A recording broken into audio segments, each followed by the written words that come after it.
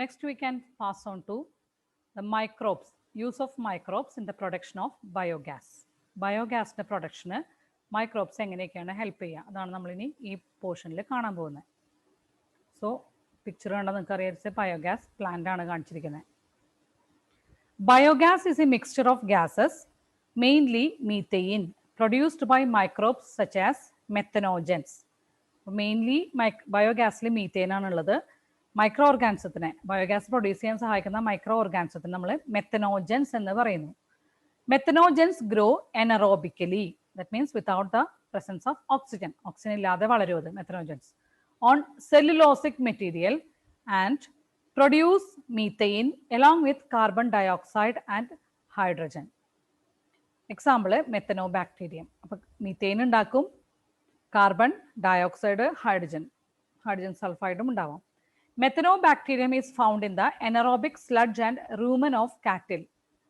സാധാരണ മെത്തനോബാക്ടീരിയം കാണുന്നത് anaerobic sludge, നമ്മൾ പറഞ്ഞു അനറോബിക് സ്ലഡ്ജ് സുവേജ് ട്രീറ്റ്മെന്റിൽ കണ്ടു അല്ലേ. അപ്പോൾ സ്ലഡ്ജസിലും ദെൻ കാറ്റിലിൻ്റെ റൂമനിൽ, കാറ്റിലിൻ്റെ ഡൈജസ്റ്റീവ് സിസ്റ്റത്തിലും നമ്മൾ ഇതിനെ കാണാം. കാരണം കാറ്റിലാണ് കൂടുതൽ സെല്ലുലോസ് ഉണ്ടാവും അവരുടെ ഭക്ഷണത്തിൽ അല്ലേ. സെല്ലുലോസ് പുല്ലല്ലേ കഴിക്കുക, അത് സെല്ലുലോസാണ് കൂടുതൽ. അപ്പോൾ ആ സെല്ലുലോസ് ഡൈജഷൻ വേണ്ടിയുള്ള ഭാഗങ്ങളിലൊക്കെ എന്ത് കാണാം, മെത്തനോബാക്ടീരിയം കാണാം. അതുകൊണ്ടാണ് ചാണകം യൂസ് ചെയ്യുന്നത്. ബയോഗ്യാസ് ഉണ്ടാക്കുന്ന സമയത്ത് കൂടുതൽ ചാണകം ഉപയോഗിക്കുന്നുണ്ട് നമ്മൾ. Biogas is used for cooking and lighting. അപ്പോൾ എല്ലാ കാര്യത്തിനും ബയോഗ്യാസ് നമ്മളൊരു ഫ്യൂവലായിട്ട് തന്നെ എല്ലാ കാര്യങ്ങൾക്കും നമുക്ക് യൂസ് ചെയ്യാൻ സാധിക്കും. കാറ്റിൽ ഡങ്, ചാണകം or gobar, contains these bacteria, so the dung is use to produce biogas. ചാണകത്തിന് ഈ ബാക്ടീരിയ ഉണ്ടാവും അല്ലേ. ചാണകം അല്ലെങ്കിൽ സെല്ലുലോസിൻ്റെ ഇതുണ്ടാവില്ല, അംശം ഉണ്ടാവും. സോ ബാക്ടീരിയ ഉണ്ടാവും. അതുകൊണ്ട് ഗോബർ ഗ്യാസ് പ്രൊഡ്യൂസ് ചെയ്യാൻ യൂസ് ചെയ്യുന്നു. ബയോഗ്യാസ് പ്രൊഡ്യൂസ് ചെയ്യാനായിട്ട് ചാണകം നമുക്ക് യൂസ് ചെയ്യാം. അതുകൊണ്ട് ആ ചാണകത്തിൽ നിന്ന് ഉണ്ടാവുന്ന ഗ്യാസിനെ നമ്മൾ ഗോബർ ഗ്യാസ് എന്ന് പറയുന്നു. പിന്നെ കൗഡങ്ങ്, ചാണകം ബയോഗ്യാസ് യൂണിറ്റിലേക്ക് ആഡ് ചെയ്യുന്നതാണ് കാണിക്കുന്നത്. Parts of A biogas plant. ഒരു ബയോഗ്യാസ് പ്ലാന്റിന്റെ പാർട്സ് എന്തൊക്കെയാണ്?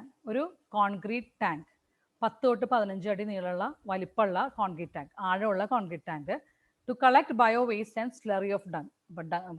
ചാണകവും ബാക്കിയുള്ള ബയോ വേസ്റ്റ്, നമ്മൾ കിച്ചൺ വേസ്റ്റുകളും അതിലേക്ക് ആഡ് ചെയ്യും. അതിന് വേണ്ടി വലിയൊരു ടാങ്ക്, 10-15 അടി ആഴമുള്ള ടാങ്കാണ്. ആ ടാങ്കിന് ഫ്ലോട്ടിംഗ് കവർ ഉണ്ടാവും. Floating cover is placed over the slurry which keeps on rising as the biogas is produced. അപ്പോൾ ഒരു ഫ്ലോട്ടിംഗ് കവർ ഉണ്ട്. ഈ ഫ്ലോട്ടിംഗ് കവർ ഫ്ലോട്ടിംഗ് ആക്കി വെക്കേണ്ട ആവശ്യം എന്താ? ഗ്യാസ് ഫോം ചെയ്ത് കഴിയുമ്പോൾ അത് പതുക്കെ പൊങ്ങണം. അതിന് വേണ്ടിയിട്ടാണ് ഫ്ലോട്ടിംഗ് കവർ വെച്ചിരിക്കുന്നത്. Then outlet to supply biogas. പുറത്തേക്ക് ഒരു ഔട്ട്ലെറ്റ് ഉണ്ട്. ഈ ബയോഗ്യാസ് ഫോം ചെയ്ത് ഈ ഔട്ട്ലെറ്റ് വഴി പുറത്തേക്ക് നമുക്ക് വീടുകളിലേക്ക് കൊടുക്കാം. കുക്കിങ്ങിനൊക്കെ സ്റ്റൗവിലേക്ക് കൊടുക്കാൻ പറ്റും. ദെൻ വേറൊരു ഔട്ട്ലെറ്റ് കൂടി ഉണ്ട്, to remove the spend slurry. ഉപയോഗിച്ച് സ്ലറി റിമൂവ് ചെയ്യാനും ഒരു ഔട്ട്ലെറ്റ് ഉണ്ട്. ഈ സ്ലറി നമുക്ക് വളമായിട്ട് യൂസ് ചെയ്യാം. ചെടികൾക്കൊക്കെ നല്ലൊരു വളമാണ് ഈ സ്ലറി. അപ്പോൾ ഇത്രയും പാർട്സ് ആണ് ഒരു ബയോഗ്യാസ് പ്ലാന്റിന്റെ ഇമ്പോർട്ടൻറ്റ് പാർട്സ്. ഒരു കോൺക്രീറ്റ് ടാങ്ക്, അതിനൊരു പുറത്തൊരു ഫ്ലോട്ടിംഗ് കവർ, പിന്നെ ഒരു ഔട്ട്ലെറ്റ്, ഗ്യാസ് പുറത്തേക്ക് പോകാനുള്ള ഔട്ട്ലെറ്റ്, ഈ സ്ലറി പുറത്തേക്ക് എടുക്കാനുള്ള ഒരു ഔട്ട്ലെറ്റ്. ഇത്രയും പാർട്സ് ആണ് ഒരു ബയോഗ്യാസ് പ്ലാന്റിന് ഉള്ളത്. Indian agriculture research institute IARI and Khadi and village industries commission KYIC developed the technology of biogas production in India. ആദ്യമായിട്ട് ബയോഗ്യാസ് പ്രൊഡക്ഷൻ്റെ ഒരു സാങ്കേതിക വിദ്യ ഉണ്ടാക്കിയത് ഇന്ത്യൻ അഗ്രികൾച്ചറൽ റിസർച്ച് ഇൻസ്റ്റിറ്റ്യൂട്ടും ഖാദി ആൻഡ് വില്ലേജ് ഇൻഡസ്ട്രീസ് കമ്മീഷനുമാണ്. അപ്പോൾ ബയോഗ്യാസ് ഇത്രയൊക്കെ ഉള്ളൂ. Next we can pass on to the microbes. How microbes help as bio control agents. അത് വേറെ ജീവനുള്ള ഓർഗാനിസത്തിനെ കൺട്രോൾ ചെയ്യാൻ മൈക്രോ ഓർഗാനിസംസ് എങ്ങനെ സഹായിക്കുന്നു? Bio control is the use of biological methods four controlling plant diseases and pest. സാധാരണ നമ്മൾ chemical pesticides ഒക്കെയാണ് യൂസ് ചെയ്യുക. അതിന് പകരം ബയോ കൺട്രോൾ മെത്തേഡ്സ് ഉപയോഗിച്ചാൽ കുറേ പൊല്യൂഷൻ കുറയ്ക്കാൻ സാധിക്കും. ബയോ കൺട്രോൾ മെത്തേഡ് എന്ന് പറഞ്ഞാൽ നമുക്ക് പ്ലാന്റ് ഡിസീസസിനെയും കീടങ്ങളെയും നശിപ്പിക്കാൻ വേറെ ഓർഗാനിസത്തിനെ ഉപയോഗിക്കുന്ന മെത്തേഡാണ്. എക്സാമ്പിൾ ലേഡി ബേർഡ് നിങ്ങൾക്ക് അറിയാം, ലേഡി ബേർഡിനെ കാണിച്ചിട്ടുണ്ട്. Lady bird beetle it control aphids. Dragon flies control mosquitoes.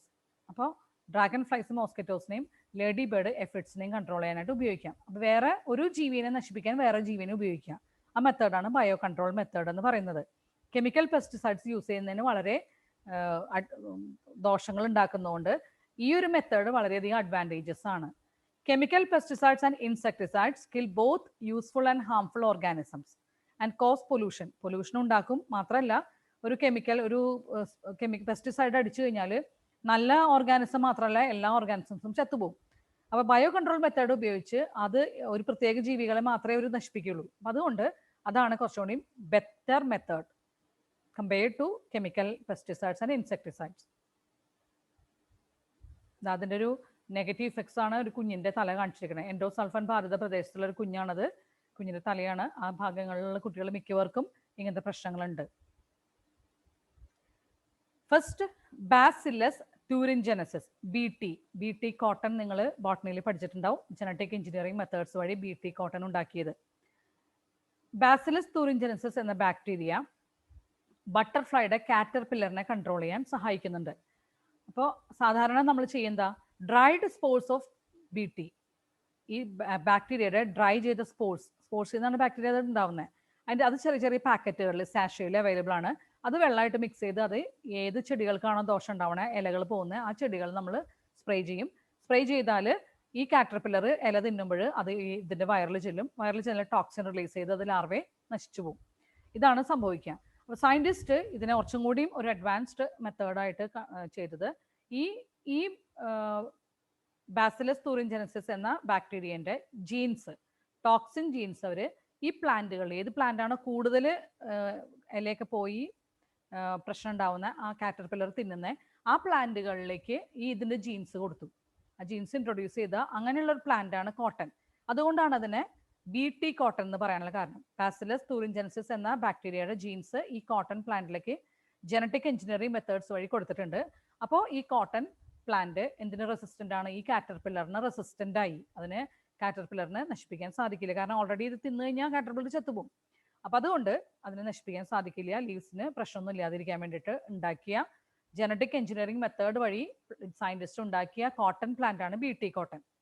അപ്പോൾ അതിന് ഹെൽപ്പ് ചെയ്യുന്ന ഒരു ബാക്ടീരിയ ബാസിലസ് ട്യൂറിൻജനസിസ് ആണ്.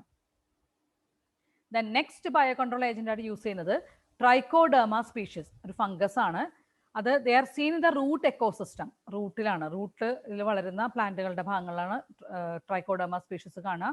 ദേ കൺട്രോൾ സെവറൽ പ്ലാന്റ് പത്തോജൻസ്. അപ്പോൾ റൂട്ട് വഴി, വേരുകൾ വഴി കയറുന്ന കുറേ പത്തോജൻസിനെ കൺട്രോൾ ചെയ്യാൻ ഈ ഫംഗസ് സഹായിക്കുന്നുണ്ട്.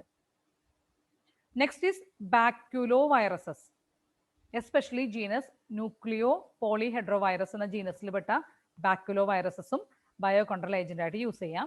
It attacks insects and other arthropods. ഇൻസെക്റ്റിനെയും ബാക്കി ആർത്രോപോഡ്സിനെയും അറ്റാക്ക് ചെയ്യുന്നതാണ് baculoviruses. It is suitable for species specific, പ്രത്യേക സ്പീഷീസിനെ നശിപ്പിക്കാനും, and narrow spectrum insecticidal applications and desirable in integrated pest management programme to conserve the beneficial insects. അപ്പോൾ ബാക്യുലോ വൈറസിനെ കൊടുത്താൽ അത് സ്പീഷീസ് സ്പെസിഫിക് ആണ്. എല്ലാ ഓർഗാനിസത്തിനെ അത് നശിപ്പിക്കില്ല, അറ്റാക്ക് ചെയ്യില്ല. ചില സ്പീഷീസിനെ മാത്രമേ നശിപ്പിക്കുള്ളൂ. അപ്പോൾ അതുകൊണ്ട് ഇൻ്റഗ്രേറ്റഡ് പെസ്റ്റ് മാനേജ്മെന്റ്, നമുക്ക് എല്ലാ രീതിയിലും മറ്റ് ബെനിഫിഷ്യൽ ആയിട്ടുള്ള ഇൻസെക്ട്സിനെ നിലനിർത്തി ബാക്കി ദോഷമാവുന്ന ഇൻസെക്ട്സിനെ മാത്രം നശിപ്പിക്കുന്ന ഒരു രീതി നമുക്ക് വളരെ നല്ലതാണ്. അങ്ങനെയുള്ള ഒരു രീതിയിൽ മാത്രമേ വിളകൾക്കൊക്കെ നാശം സംഭവിക്കാതെ നമുക്ക് ഇരിക്കുള്ളൂ, കർഷകർക്ക് ദോഷം വരാതെയൊക്കെ ഇരിക്കുള്ളൂ. അപ്പോൾ അതുകൊണ്ട് ഈ ബാക്യുലോ വൈറസസിനെ ഉപയോഗിക്കുന്നത്, ബയോ കൺട്രോൾ ഏജന്റായി ഉപയോഗിക്കുന്നത് വളരെ നല്ലൊരു മെത്തേഡാണ്. അത് നമ്മുടെ ബെനിഫിഷ്യൽ ആയിട്ട് ഇൻസെക്ട്സ്, നമുക്ക് ഉപകാരപ്രദമായ ഇൻസെക്ട്സിനെ പ്രൊട്ടക്റ്റ് ചെയ്യാൻ ഉപയോഗിക്കുന്ന ഒരു മെത്തേഡ് തന്നെയാണത്. ഇനി മൈക്രോബ്സ് എങ്ങനെയാണ് നമുക്ക് ബയോ ഫെർട്ടിലൈസർ ആയിട്ട് ഉപയോഗിക്കുന്നത്? ബയോ ഫെർട്ടിലൈസർ, അതായത് ജൈവ വളങ്ങളായിട്ട് മൈക്രോബ്സ് എങ്ങനെ നമ്മളെ സഹായിക്കും? ഫസ്റ്റ് നിങ്ങൾ പഠിച്ചിട്ടുണ്ട് ചെറിയ ക്ലാസ്സുകളിൽ, bio fertilisers are organisms that enrich the nutrient quality of the soil. അപ്പോൾ മണ്ണിൻ്റെ ഫലഭൂയിഷ്ടിയിലെ ന്യൂട്രിയൻറ്റ് ക്വാളിറ്റി കൂട്ടാൻ സഹായിക്കുന്ന ഓർഗാനിസത്തിനെ നമ്മൾ ബയോ ഫെർട്ടിലൈസർ എന്ന് പറയുന്നത്. കുറേ ബയോ ഫെർട്ടിലൈസേഴ്സ് നിങ്ങൾ പഠിച്ചിട്ടുണ്ട്. Bacteria, fungi, cyanobacteria, blue green ആൽഗേനെയാണ് സൈനോ ബാക്ടീരിയ എന്ന് പറയുന്നത് കേട്ടോ. ദെൻ റൈസോബിയം നിങ്ങൾ പഠിച്ചിട്ടുണ്ട്. പയറ് ചെടിയുടെ റൂട്ട് നോഡ്യൂൾസിൽ വളരുന്നതാണ്.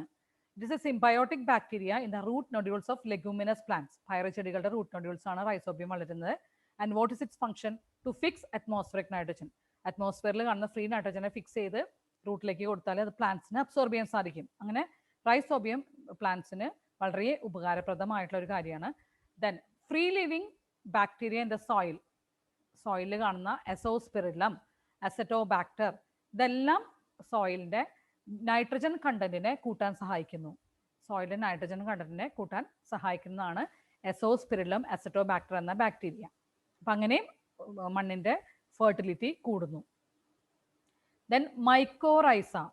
ഫസ്റ്റ് എന്താണ് മൈക്കോറൈസ എന്നറിയണം. It is a symbiotic association of fungi with plants. പ്ലാന്റ്സും ഫംഗൈയും തമ്മിലുള്ള ഒരു സിംബയോട്ടിക് അസോസിയേഷൻ. എന്താ സിംബയോസിസ് എന്ന് പറഞ്ഞാൽ ആ അസോസിയേഷനിലെ രണ്ട് ഓർഗാൻസിനും മ്യൂച്വലി യൂസ്ഫുൾ ആണ് അല്ലേ. ഫംഗൈന് ഇതിൽ നിന്ന് എന്തെങ്കിലും ഗുണങ്ങളുണ്ട്, പ്ലാന്റ്സിന് ഫംഗൈയിൽ നിന്നും ഗുണങ്ങൾ കിട്ടുന്നുണ്ട്.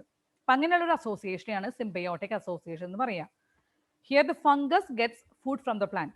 ഫംഗസിന് പ്ലാന്റിൽ നിന്ന് ഫുഡ് കിട്ടും. The fungal symbiont performs the following. എന്താണ് ഈ ഫംഗൽ സിംബയോണ്ട് ആ അസോസിയേഷൻ വഴി കിട്ടുന്നത്, പ്ലാന്റ്സിന് കിട്ടുന്നത് എന്താ? It absorb phosphorus from the soil and passes it to the plant. അപ്പം മണ്ണിൽ നിന്ന് ഫോസ്ഫറസ് അബ്സോർബ് ചെയ്ത് പ്ലാന്റിന് കൊടുക്കും ഈ fungal symbiont. Then it give resistance to root borne pathogens and tolerance to salinity and drought. അപ്പം മണ്ണിൽ നിന്ന് വേര് വഴി വരുന്ന പെത്തോജൻസിന് ഒരു റെസിസ്റ്റൻസ്, ഒരു പ്രതിരോധ ശക്തി പ്ലാന്റിന് കൊടുക്കും. അതിൽ നിന്ന് രക്ഷപ്പെടാൻ സഹായിക്കും. ആൻഡ് സെലിനിറ്റിന്നും ഡ്രോട്ട് വരൾച്ചയെന്നും ഒക്കെ ടോളറൻസ് കൊടുക്കും. അതിൽ നിന്നൊക്കെ ഒരു എന്താണ് ഇതായി നിൽക്കാനുള്ള, അതിനൊക്കെ എതിർത്ത് നിൽക്കാനുള്ള ഒരു കപ്പാസിറ്റിയും ഈ ഫംഗസും പ്ലാന്റഡ് അസോസിയേഷനിൽ പ്ലാന്റിന് കിട്ടുന്നുണ്ട്. It give overall increase in plant growth and development. അപ്പോൾ ഒരു ഇതെല്ലാത്തിൽ നിന്നും റെസിസ്റ്റൻസ് കിട്ടിയാൽ പ്ലാന്റിന്റെ വളർച്ചയും ഡെവലപ്മെന്റും പെട്ടെന്ന് വളരെയധികം കൂടും അല്ലേ. അപ്പോൾ ഈ അസോസിയേഷൻ, മൈക്കോറൈസ എന്ന അസോസിയേഷൻ കാരണം പ്ലാന്റിന് ഉണ്ടാവുന്ന ഗുണങ്ങളാണ് എന്തൊക്കെയാ? ഫോസ്ഫറസ് സോയിൽ നിന്ന് അബ്സോർബ് ചെയ്ത് പ്ലാന്റിന് കൊടുക്കുന്നു. പിന്നെ പെത്തോജൻസ്, റൂട്ട് വഴി വരുന്ന പെത്തോജൻസിനെ ഒരു വിധത്തിലേക്ക് തടയാൻ ഈ അസോസിയേഷൻ സഹായിക്കും. പിന്നെ സലിനിറ്റി എന്ന് പറഞ്ഞാൽ ഉപ്പിന്റെ അംശങ്ങൾ, അതിനും ഡ്രോട്ട് വരൾച്ച ഇതിനൊക്കെ തടസ്സമിടാൻ സഹായിക്കും. ദെൻ പ്ലാന്റിന്റെ വളർച്ചയും ഡെവലപ്മെന്റൊക്കെ വളരെയധികം കൂടുന്നു ഈ അസോസിയേഷൻ വഴി. ഫംഗസിന് ഇതിൽ നിന്ന് ഫുഡ്, പ്ലാന്റിൽ നിന്ന് ഫുഡും കിട്ടും. അപ്പം അങ്ങനെ ഒരു സിംബയോട്ടിക് അസോസിയേഷനാണ് മൈക്കോറൈസ. ദെൻ സയനോബാക്ടീരിയ, അത് ബ്ലൂ ഗ്രീൻ ആൽഗയാണ്. It is autotrophic microbes. അതിന് അതിൻ്റെതായ ഭക്ഷണം ഉണ്ടാക്കാൻ കഴിവുള്ള മൈക്രോ ഓർഗാൻസ് ആണ്. അതിന് ഓട്ടോട്രോഫിക് എന്ന് പറയാം. എന്താ അതിൻ്റെ ഗുണം? നമുക്ക് ദി ഫിക്സ് അറ്റ്മോസ്ഫിയറിക് നൈട്രജൻ. പറഞ്ഞ പോലെ അറ്റ്മോസ്ഫിയറിക് നൈട്രജനെ ഫിക്സ് ചെയ്ത് മണ്ണിലേക്ക് കൊടുക്കുക ചെയ്യാം. എക്സാമ്പിൾ എനാബിന, നോസ്റ്റോക്ക്, ഓസലറ്റോറിയ, അതൊക്കെ സൈനോബാക്ടീരിയ അല്ലെങ്കിൽ ബ്ലൂ ഗ്രീൻ ആൽഗയാണ്. In paddy fields cyanobacteria serve as bio fertilisers. It also adds organic matter to the soil and increases its fertility. അപ്പോൾ ബയോ ഫെർട്ടിലൈസ്, ജൈവ വളമായിട്ട് നമുക്ക് സൈനോബാക്ടീരിയനെ കൃഷിയിടങ്ങളിൽ, നെല്ല് കൃഷി ചെയ്യുന്ന സ്ഥലങ്ങളിലൊക്കെ ഉപയോഗിക്കാം. അത് സോയിലിലേക്ക് ഓർഗാനിക് മാറ്ററിനെ ആഡ് ചെയ്ത് കൊടുക്കുകയും ചെയ്യും. അതിൻ്റെ ഫലഭൂയിഷ്ടി, വളക്കൂറ് ഉള്ള മണ്ണാക്കി അതിനെ മാറ്റുകയും ചെയ്യും. So this is the end of the chapter microbes in human welfare.